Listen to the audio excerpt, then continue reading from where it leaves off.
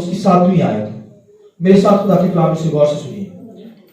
خداوند کے کلام میں لکھا ہے تو نے صداقت سے محبت رکھی اور بدکاری سے نفرت. اس لیے خداوند تیرے خدا نے شادمانی کے تیل سے تجھ کو تیرے ہمسروں سے زیادہ مسا کیا. تیرے ہر لباس سے مر عود اور تج کی خوشبو آتی ہے. ہاتھی دانت کے محلوں میں سے تاردار سازوں نے تجھے خوش. خداوند کے پاک کلام کے پڑھے سنے جانے پر خداوند کی برکت ہو. جو بولے آمین. بڑی خوبصورت باتیں آج خدا کے کلام میں سے کرنے کو ہوں. اور میں نے بتایا کہ جو آج کا سبجیکٹ ہے کہ تو نے کیا کیا ہے. تیرے کلام تو نے صداقت سے محبت رکھی اور بدکاری سے نفرت. تو یہ زبور جو ہے 45 زبور یہاں پر ہم نے پڑھا ہے. اور یہ جو 45 زبور ہے یہ بنی اسرائیل شادی کے موقع پر اسے پڑھا جاتا تھا, گایا بھی جاتا تھا. اور یہ بنی کورا کا زبور ہے. اور بنی کورا کا پچھلا جو زبور بھی تھا 42 زبور, اس کے اندر بھی میں نے بتایا تھا. اور یہ 45واں جو زبور ہے یہ بھی بنی کورا, یہی کوائر کے بڑی زبردست لیڈر تھے اور ورشپ اٹھانے والے لوگ تھے. ان کی میں باتیں کر رہا ہوں, ٹھیک ہے نا. داؤد کی کوائر کے اندر یہ بہت ورشپ کرتے. بنی اسرائیل کے جو لوگ تھے ان کے اندر یہ ورشپ پرستش کرتے تھے, گیت گاتے تھے. اور روح القدس سے یہ روح القدس کے ذریعے سے خود گاتے تھے. ماہر تھے سازوں کے اندر, بجاتے بھی تھے, گاتے بھی تھے, ماہر تھے ان چیزوں کے اندر. اور انہوں نے یہ زبور گایا. بنی کورا نے یہ زبور گایا کہ تو نے کیا کی, صداقت سے تو محبت کی اور بدکاری سے نفرت کی. یہ خداوند کے کلام سے لکھا ہے. اور پھر یہ زبور جو تھا 45 زبور یہ بنی اسرائیل کے لوگ شادیوں میں گاتے تھے. جب نکاح کی رسم ہوتی تھی وہاں پر گایا جاتا تھا, بہت گیت گایا جاتا تھا. اور آج جب نکاح کی رسم ہوتی ہے تو نکاح کے اوپر بھی یہ گیت گایا جاتا ہے. میرے ساتھ یہ زبور 45 ذرا گائیے. سنے بیٹی تو ہے سوچ لے اپنا کن تو ہے دری دری. سنے بیٹی تو ہے سوچ لے اپنا کن تو ہے دری دری. اپنی قوم کے اپنے بیودا دل کو بھلاتے گئے. اپنی قوم کے اپنے بیودا دل کو بھلاتے گئے.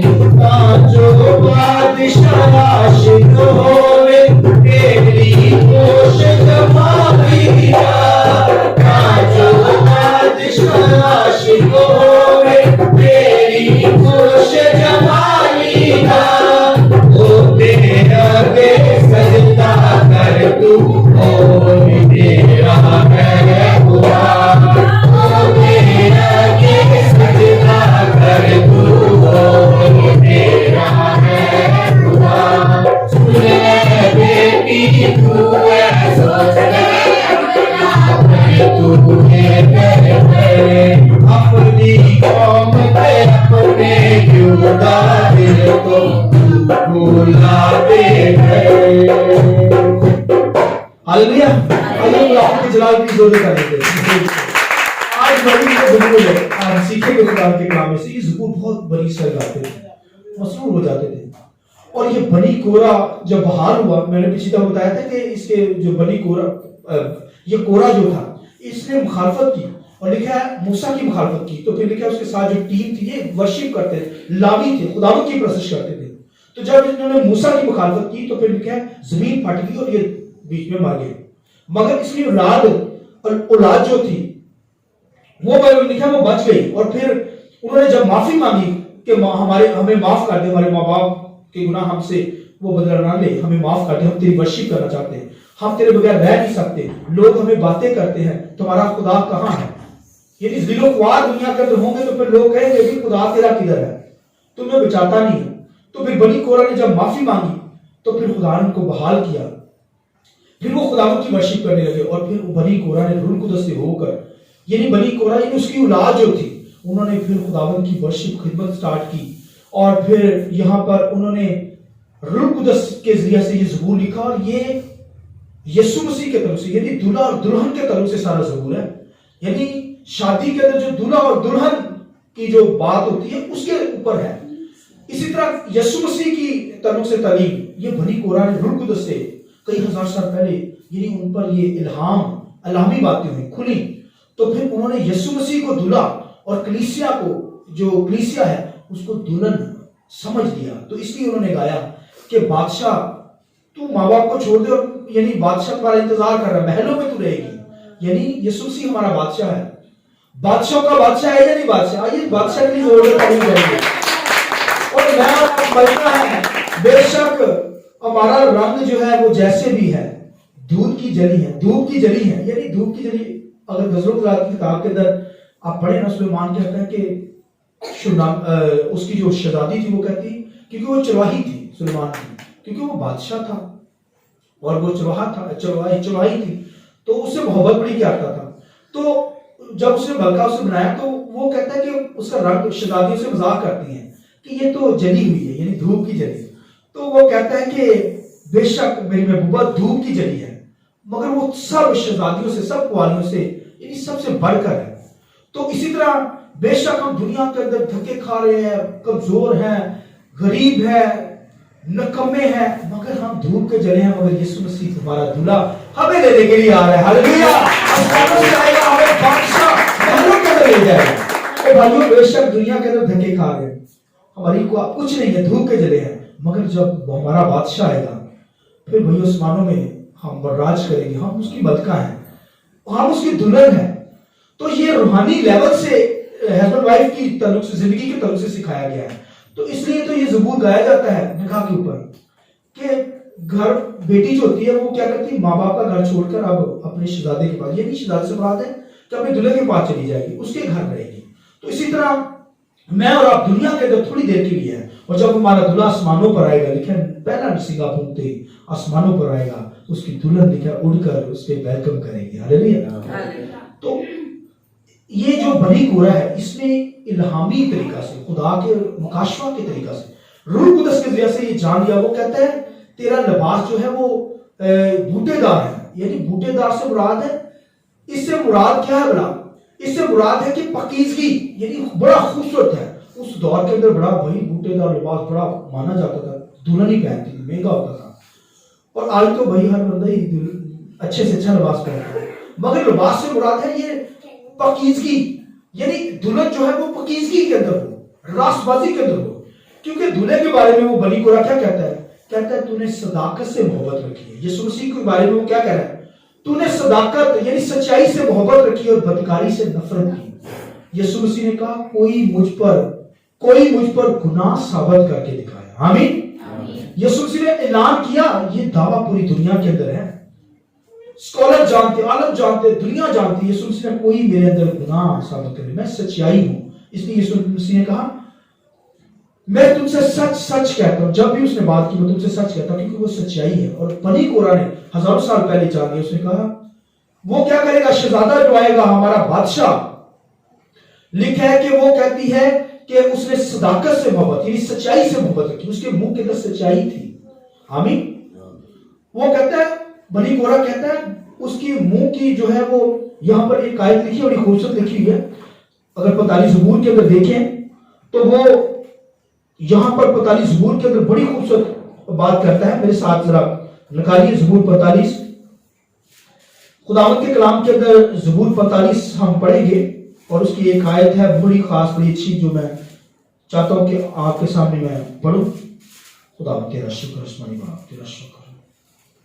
ہاں جی، یہاں پر سنیں، دیکھیں خداوند کے کلام کے اندر یہاں پر کہتا ہے تیرے ہونٹوں میں لطفت بھری ہے. تیرے ہونٹوں میں لطفت یعنی تیرے ہونٹوں کے اندر سچائی بھری ہے. ہاللیلویا. یسوع مسیح کے اندر سچائی ہے. آمین. دنیا کے اسکالر، دنیا کے نبی، دنیا کے جتنے پروفٹ ہیں جھوٹے ہو سکتے ہیں، مگر یسوع مسیح کے ہونٹوں کے اندر لطفت، یہ وہ مکاشفہ کے ذریعے سے بنی کورہ کہتا ہے کہ تیرے ہونٹوں کے اندر سچائی ہے. اور یسوع مسیح نے جب بولا، سچائی بولی، گناہوں کو معاف کیا، گھر گھر گیا، لوگوں کو بچایا، سچائی کی تعلیم دی.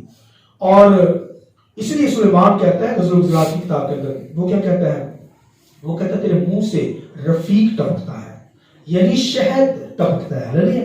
یسوع مسیح کی باتوں سے بھائیو شہد ٹپکتا ہے، شہد سے بھی میٹھی باتیں. آمین. اس لیے اس کے کلام کے بارے میں اس کا کلام شہد کے ٹپکوں سے زیادہ میٹھا ہے. اس کے منہ کے جو لفظ ہے نا وہ تو بھائیو زندگی بخشتے ہیں. آمین. چشمے جاری ہیں, لوگوں کو زندگی مل جاتی ہے, اور اس کے منہ کے اندر, اور پھر اس کے منہ کے اندر سچائی تھی, اس لیے اسے کہتے ہیں صداقت ہے اس کے منہ کے اندر. اس کے اندر بدکاری نہیں, خدا کے اندر بدکاری نہیں بلکہ پاکیزگی ہے. خدا دنیا کے اندر رہا, یسوع مسیح کتنے سال رہا, مگر اس کے اندر ناپاکی نہیں تھی, پاکیزگی کے اندر اس نے اپنی لائف بسر کی. اور اس لیے یسوع مسیح کے بارے میں لکھا ہے کہ بدکاری سے اس نے نفرت کی, گناہ سے اس نے نفرت کی. اور آج دنیا کے اندر آپ دیکھیے واحد ایک ہی ہستی دنیا کے اندر ہوئی ہے جو سچائی سے بھری ہوئی ہے, اور پھر جس کے اندر کوئی گناہ نہیں, بری نہیں ہے, وہ یسوع مسیح ہے, خدا کا بیٹا. آمین. اور کلیسیا بھی اس کی جو ہے, اس کی دلہن جو ہے, وہ اسے بھی سچائی کے اندر دیکھنا چاہتا ہے, اسے بھی پاکیزگی کے اندر دیکھنا چاہتا ہے. اور کلیسیا, اس لیے کلیسیا کے بارے میں لکھا ہے کہ کلیسیا کے اندر کوئی داغ جھلی نہ ہو, کوئی گناہ نہ ہو. پاک کلیسیا کو لینے کے لیے آ رہا ہے. دلہا پاک ہے, اس لیے دلہن بھی پاکیزگی کے اندر ہو. آمین. ایسی دلہن کو لینے کے لیے دلہا آ رہا ہے. بنی کورہ کہتا ہے کہ جو پاک ہے, جو تیار ہو چکی ہے محلوں میں جانے کے لیے, یعنی ہر قسم کا اس نے جو ہے وہ خوشبوئیں لگا لی ہیں. آمین. تو آپ دیکھیں بادشاہ کی جو ملکہ ہوتی تھی اس پر بہت خوشبوئیں لگائی جاتی تھی, تب وہ ملکہ بنتی تھی. کہنے کا مقصد ہے کہ ہمیں بھی یسوع مسیح نے اپنے لہو سے پاک صاف کر دیا ہے. آمین. اور یہاں پر خداوند کے کلام کے اندر کیا لکھا, سنیے, لکھا تیرے لباس سے مر, عود اور تج کی خوشبو آتی ہے. ہاللیلویا. یہ بھائیو یہ مسالہ جات ہیں, یہ مسالہ جات, اس سے خوشبو آتی ہے. اور لکھا تیرے آگے لکھا ہے تجھ کو تیرے ہمسروں سے زیادہ مسا کیا ہے, تیرے لباس سے مر, عود اور تج کی خوشبو آتی ہے. آمین. وہ کہتا ہے تو نے صداقت سے محبت رکھی اور بدکاری سے نفرت, اس لیے خداوند تیرے خدا نے شادمانی کے تیل سے تجھ کو تیرے ہمسروں سے زیادہ تجھے مسا کیا ہے. یعنی مسا جو کیا جاتا تھا وہ یہ 5 اسپائسز یوز ہوتے تھے, 5 مسالہ یوز ہوتے تھے, اور ان کو ملا کر ایک چیز بنائی جاتی تھی. اس کے اندر زیتون کا تیل ملایا جاتا تھا, اور پھر وہ جو تیل بن جاتا تھا, ایک جو چیز بن جاتی تھی اسے مسا کا تیل کہا جاتا تھا.